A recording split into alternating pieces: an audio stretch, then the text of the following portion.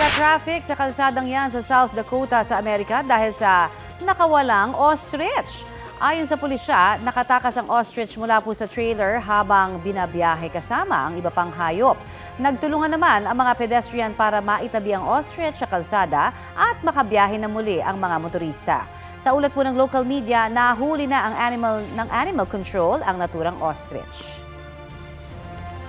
Pinalaya na ng Senado si Jojo Nones na nakadetain doon dahil nagsinungaling umano sa pagdinig tungkol sa umano'y pang-aabuso kay Sandro Mulak. August 19 nang ipakontempt si Nones ni Senate President Pro Tempore Jingo Estrada dahil taliwas-an niya ang mga pahayag ni Nones sa mga testimonya ng biktima at ng witness. Sa hearing nitong Martes, nagkasagutan sina Estrada at Nones dahil sa hindi pagsagot ni Nones sa tanong ng mga senador gamit ang right against self-incrimination. Kahapon, sinabi ni Estrada na sumulat at personal din nagsorry sa kanya si Nones kaugnay sa mga inasal niya sa hearing. Si Nones at si Richard Cruz ay nirereklamo ni Mulak ng rape through sexual assault.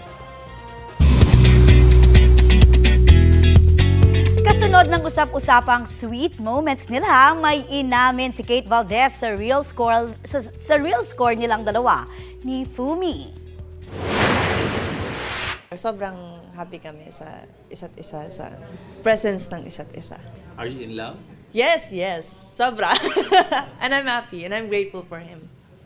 Love is in the air na nga para sa shining inheritance star at sa Japanese celebrity. Kinang na kinang ang chemistry ng dalawa sa kanilang TikTok dance collabs. Last week, nakasama rin ni Kate si Fumi sa kanyang magical birthday celebration sa Hong Kong. Pag-amin ni Kate, regalo yan sa kanya ni Fumi. Binigyang parangal po ang ilang programa at personalidad ng GMA Network sa 12th PMAP Makatao Awards for Media Excellence. Ang inyo pong lingkod, ang kinilalang Best Radio News Program host para sa One-on-One, Walang Personalan ng Super Radio DZBB. Si Maki Pulido naman ang itinanghal na Best TV News Program host para sa GMA Integrated News Program na State of the Nation. Best TV Public Affairs Program naman ang Secret Slaves, a Jessica Soho Report on Human Trafficking. May special citation in social media rin ang kapuso mo Jessica Soho sa kwentong paglaya sa kadena. Kinikilala po ng PMAP Awards ang mga taga-media na may natatanging kontribusyon para mas maunawaan ng publiko ang halaga ng maayos na people management. Muli, maraming pong salamat sa People Management Association of the Philippines para sa inyong pagkilala sa amin dito sa GMA Network. Isinailalim sa state of calamity ang Iloilo City dahil sa dengue outbreak. Ayon sa LGU, kailangan na nilang magamit ang 7 million pesos na pondo para maipambili ng testing kits, medical supplies at iba pang bagay. Bibili rin daw ng karagdagang 30 misting machine para sa gagawing malawakang misting. Batay sa datos ng Iloilo City Health Office, halos 900 na ang mga nagka-dengue sa lungsod ngayong taon. Mas mataas yan ng 50% kumpara sa parehong panahon noong 2023. Sa buong probinsya naman ng Iloilo, halos 7,000 na ang kaso ng sakit as of August 24. Totoo raw na nagpapasok ng iba't ibang gadget ang mga pulisya sa loob ng compound ng Kingdom of Jesus Christ sa Davao City. Sa press conference ng Police Regional Office 11, galing ang utos na yan kay Regional Director Nicolas Torre III.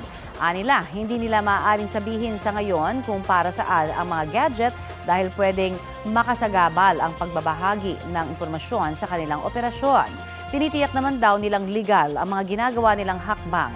Magpapatuloy raw ang kanilang operasyon hanggang sa maisilbi ang warrant of arrest kay Pastor Apollo Kibuloy at iba pang akusado.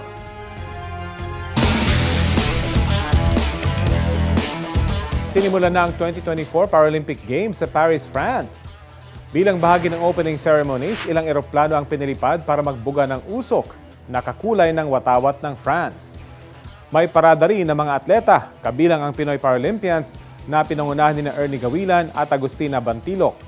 Kasama nila sina Gerald Mangliwan, Sandy Asusano, Angel May Otom at Alain Ganapin. Tatakbo ang kompetisyon hanggang September 8. Usap-usapan ngayon sa isang palengke sa Bulacan ng isang batang babae. Matinik daw kasi ang skills niya sa paglilinis ng isda. Pampaksiw man, daeng o inihaw, kayo raw ay mapapawaw.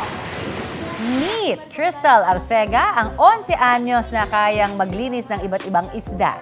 Laman loob at hasang man, hinding-hindi niya inuurungan. Pati sa maliliit na dilis, deboning skills niya ay walang mintis. Mabilis kong magtrabaho pero garantisadong pulido. Gumaling daw si Crystal dahil bata pa lang daw, tambay na siya sa pwesto ng pamilya niya sa palengke.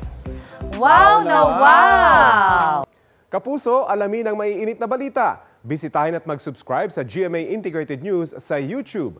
Sa mga kapuso abroad, samahan niyo kami sa GMA Pinoy TV at sa www.gmanews.tv.